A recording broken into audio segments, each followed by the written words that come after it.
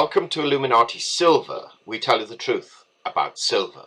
Today is Thursday the 13th of September 2018 and we're asking the question, is gold money?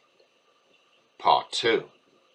On Sunday we put forward the argument why it is not. An argument normally proffered by the banking community.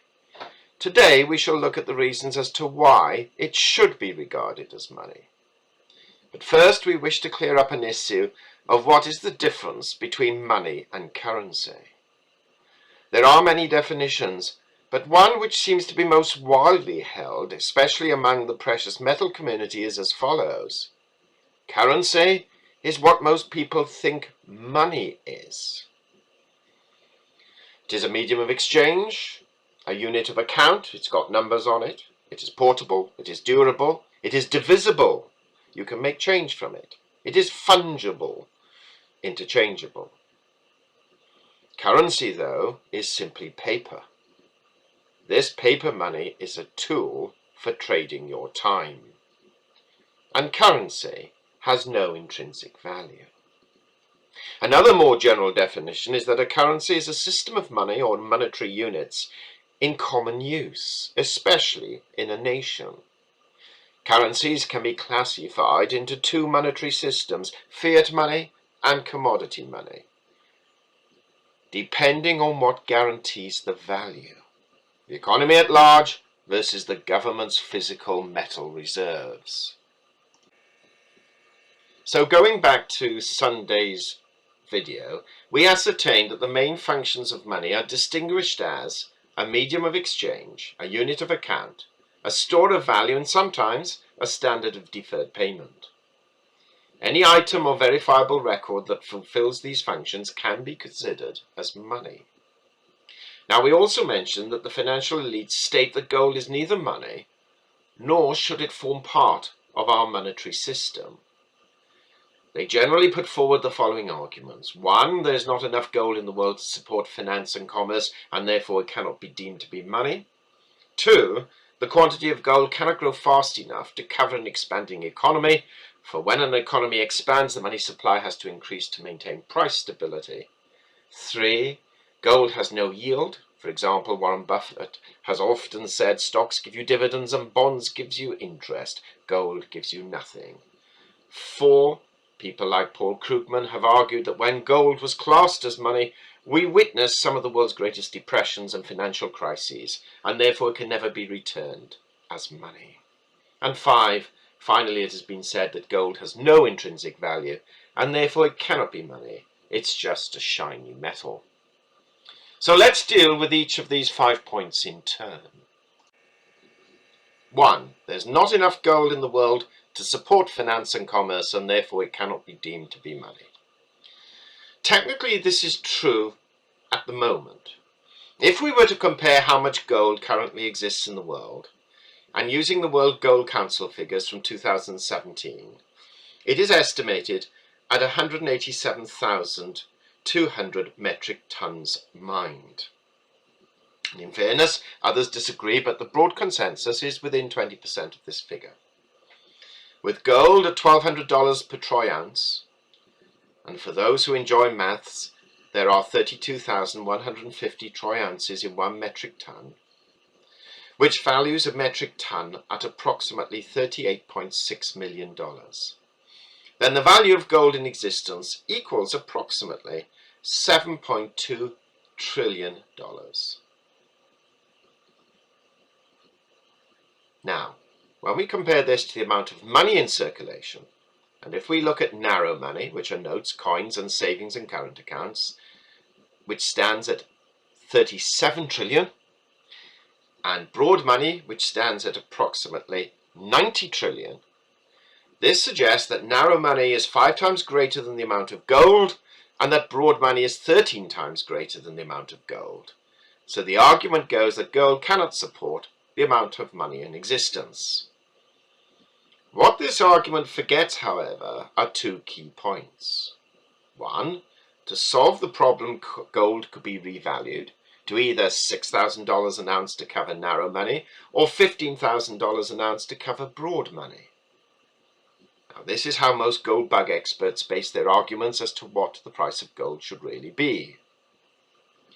And 2, gold does not necessarily have to cover money 100%, but could be a percentage, say 20%. This would then revalue gold at $1,200, the price it is now, to cover narrow money, or $3,000 to cover broad money.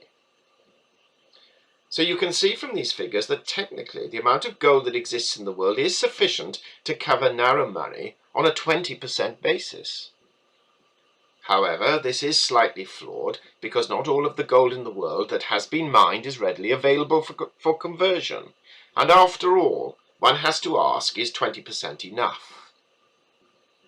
Within the Inner Sanctum, we discuss this in greater depth and will show that surprisingly, countries around the world do peg their currencies to gold, though not anywhere near as much as they should. Argument 2. The quantity of gold cannot grow fast enough to cover an expanding economy, for when an economy expands, the money supply has to increase to maintain price stability.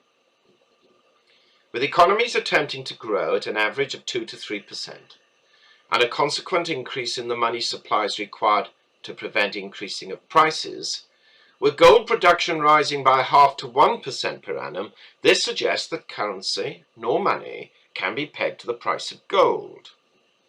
This is further exacerbated by the concern that remaining extractable gold is based on the fact that annual gold mining production is running at over 3,200 tons per annum, while various metal and geological consultancy estimates put the amount of remaining extractable gold reserves worldwide in the region of 55,000 tons. In other words, at current rates of extraction, according to these estimates, known gold reserves worldwide would be depleted in about 17 years.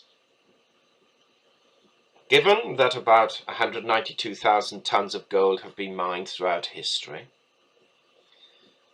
or 187 as we suggested earlier, according to the World Gold Council, with about half of that mined gold extracted in the last 50 years, the figures of remaining gold reserves could look quite low and potentially worrying. So how can you peg your money to this, as it cannot grow fast enough for an expanding economy, and in any case will run out potentially in 17 years? This is a very fair question, and the immediate logical response is that gold prices will rise in relation to the currency peg. However, this cannot go on indefinitely. So, one either expects and anticipates lower growth, or alternatively, and possibly more logically, one uses just a percentage of gold linked to money, with other commodities and or indices making up the remaining part, thereby enabling up to 2 to 3% growth without major disequilibriums occurring. This is one of the topics we cover in more depth within the Inner Sanctum when it is launched. Argument 3. Gold has no yield. Warren Buffett has said, stocks give you dividends, bond gives you interest, gold gives you nothing. Well, the answer to this one is simple. It should not give you an yield. It is money, or in some cases, a currency. There is no yield on the US dollar, or the British pound, or the euro. It's what you do with it that gives you an yield. Argument 4. People like Paul Krugman have argued that when gold was classed as money, we witnessed some of the world's greatest depressions and financial crises, and therefore it can never be returned as money. This argument conveniently ignores the financial crises and collapses that have occurred since gold has no longer been classed as money. The stock market Black Monday crash, the dot-com crash, and most memorable of all, the 2008 global economic crash springs to mind. This is simply a non-argument argument. And point 5. It has been said that the gold has no intrinsic value, and therefore it cannot be money, it's just a shiny metal. The debate about intrinsic value is a complex one. There are many definitions. One easily obtained via a Google search is, quote, In finance, intrinsic value refers to the value of a company's stock, currency, or product determined through fundamental analysis without reference to its market value. It is also frequently called fundamental value. Another definition is, quote, something has intrinsic value when we value it simply for its own sake. For example, friendship or love, wisdom, pleasure, beauty, or health. A further one is based on the inputs into an item. For example, a suit of clothing has intrinsic value not only for its physical properties, but also the labor properties put into it, the material plus the emotional gain one obtains from it.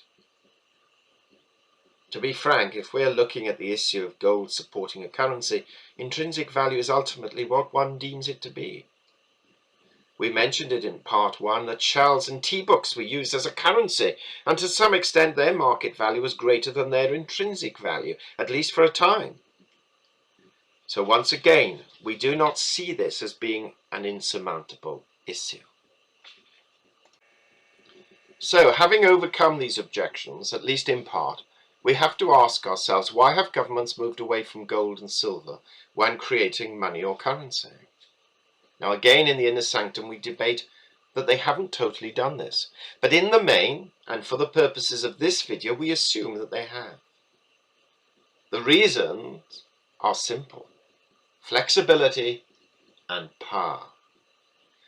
The US has the power to create as much money, that is credit, as it wishes, and can print as much currency as it desires. Now, there are eventual repercussions of this, but we have seen since 2008 that one of the more popular ways of preventing a deepening of the credit crisis was quantitative easing. The creation of more credit money and currency, which would not have been achievable if these were pegged to gold holdings. With the US allegedly holding some 8,000 tons of gold, valued at approximately $308 billion, there is no way that it could possibly, on a 100% pegging, allow approximately $1.67 trillion of currency in circulation as of June 2018. This is without assessing broader money levels, and we can forget the alleged quadzillions of derivative values around the world. So is gold money? Well, it certainly has value, which is why central banks buy it. Governments buy it, Asia buys it in serious quantities, and the Western world too buys it, albeit on a relatively modest scale. It is not regarded as a currency in most places, as one can rarely go into a shop and spend it, but it can be converted to one. So what's your opinion? Is gold money? Should gold be money? If so, at what percentage should the US dollar be pegged to gold, if at all? We would appreciate your thoughts and hope that we have given you some food for thought here. We hope you have found this video interesting and informative, and if so, please give it a thumbs up and share it on Twitter. Please ensure that you have subscribed to our channel and press the bell sign so that you are notified of any future videos.